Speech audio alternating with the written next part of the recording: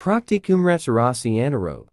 Pembeming, Drs. Basuki Praitnonap, 196-11 to 019870310005. Assalamualaikum warahmatullahi wabarakatuh. Nama saya Safira Rahma Aprilia Putri dari kelas 12 MIPA 1. Pada kali ini, saya akan melakukan praktikum mengenai materi respirasi anaerob. Judul yang saya angkat pada praktikum kali ini ialah respirasi anaerob dengan teknik fermentasi alkohol menggunakan bakteri Saccharomyces cerevisiae. Adapun tujuan saya melakukan praktikum ini antara lain, yang pertama, mengetahui peran gula terhadap respirasi anaerob. Yang kedua, mengetahui hasil perbandingan 3 botol yang diberi perlakuan yang berbeda.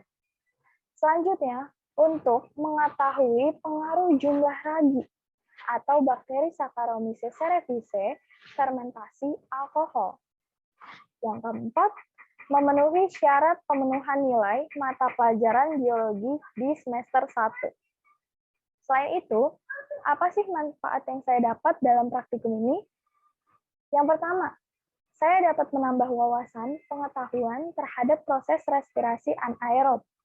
Yang kedua, menambah kemampuan literasi, imajinatif, dan juga daya kreativitas. Sebelum itu, perlu kita ketahui bersama mengenai dasar teorinya. Respirasi anaerob adalah proses pembebasan energi tanpa adanya oksigen. Gula adalah bahan yang umum dalam fermentasi. Beberapa contoh hasil fermentasi itu ada etanol dan juga asam laktat. Akan tetapi, beberapa komponen lain dapat juga dihasilkan dari fermentasi, seperti asam butirat dan juga aseton. Ragi dikenal sebagai bahan yang umum digunakan dalam fermentasi untuk menghasilkan etanol dalam bir, anggur, dan minuman beralkohol lainnya. Respirasi anaerob terjadi di sitoplasma. Contoh dari respirasi anaerob adalah fermentasi, yaitu bisa berupa fermentasi alkohol dan juga fermentasi asam laktat. Mikroorganisme pada fermentasi atau fermenter adalah Saccharomyces cerevisiae yang ada pada ragi. Faktor-faktor yang mempengaruhi proses fermentasi untuk menghasilkan etanol adalah gas karbon dioksida, pH substrat, nutrien, temperatur, dan juga oksigen. Fermentasi alkohol biasanya itu digunakan pada industri roti. Adanya CO2 atau karbon dioksida pada fermentasi alkohol berguna untuk mengembangkan adonan roti. Apabila roti di oven, maka karbon dioksida akan terdorong ke atas. Maka roti dapat berkembang dan menimbulkan pori-pori. Selanjutnya, untuk rumusan masalah pada praktikum kali ini ialah pertama, bagaimana pengaruh penggunaan jumlah takaran ragi terhadap fermentasi alkohol? Kedua, bagaimana hasil perbandingan dari tiap botol yang diberi perlakuan berbeda? Ketiga, apakah pemberian gula itu penting terhadap proses respirasi anaerob? Dan yang terakhir ialah apa saja hasil akhir dari percobaan fermentasi alkohol. Oleh karena itu, mari kita lanjut ke persiapan alat dan bahan. Alat dan bahan yang perlu dipersiapkan antara lain gula pasir, ragi, 3 buah botol yang telah diberi tanda atau label, air hangat, gelas, sendok, 3 buah balon, dan juga kertas. Prosedur praktikum. Pergunakanlah sarung tangan lateks, jas praktikum, dan juga masker. Langkah kerja. Menggulung kertas seperti di video yang dipergunakan sebagai corong.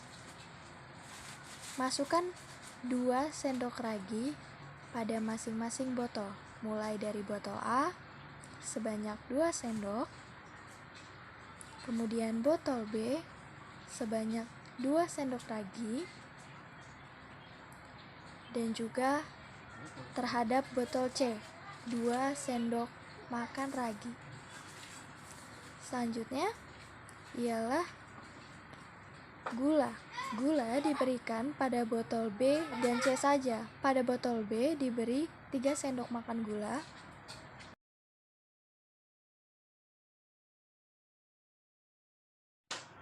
Sedangkan pada botol yang C dimasukkan sebanyak 5 sendok makan gula.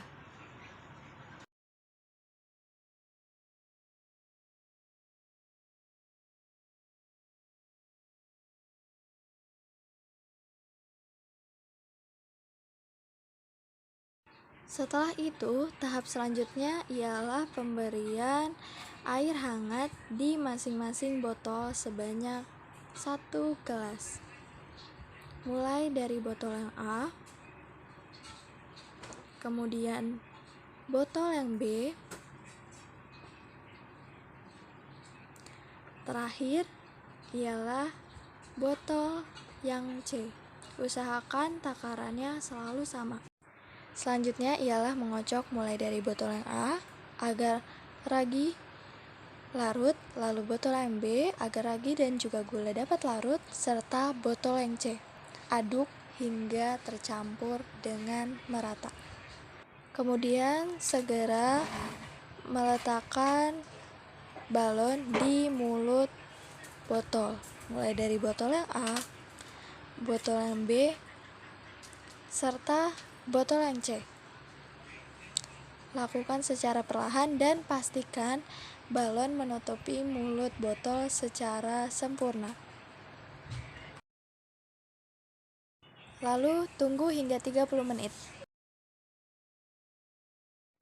Inilah hasil setelah kita menunggu 30 menit.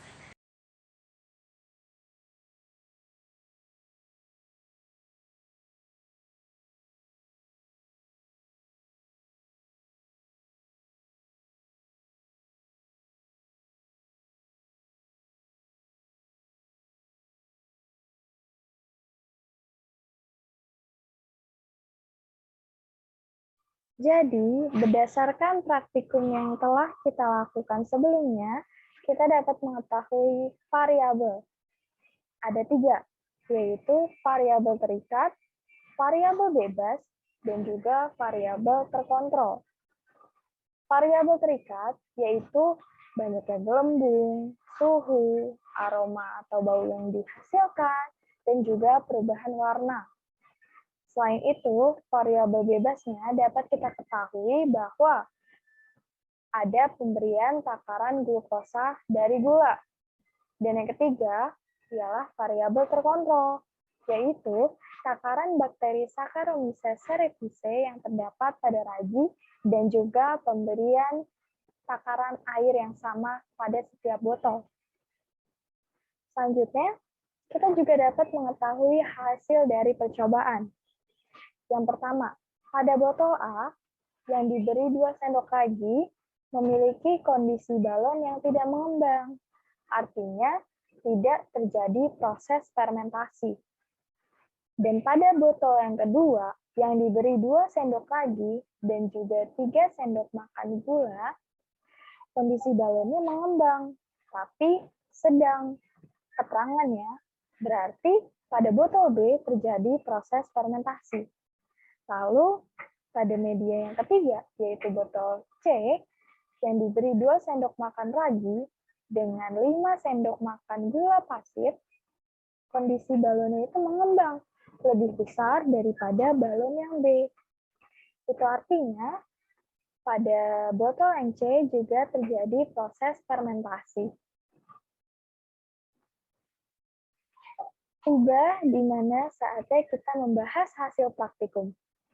Yaitu, pada praktikum ini, saya mempergunakan teknik fermentasi dengan mempergunakan bakteri Saccharomyces cerevisiae, yaitu jamur uniseluler yang terdapat dalam ragi.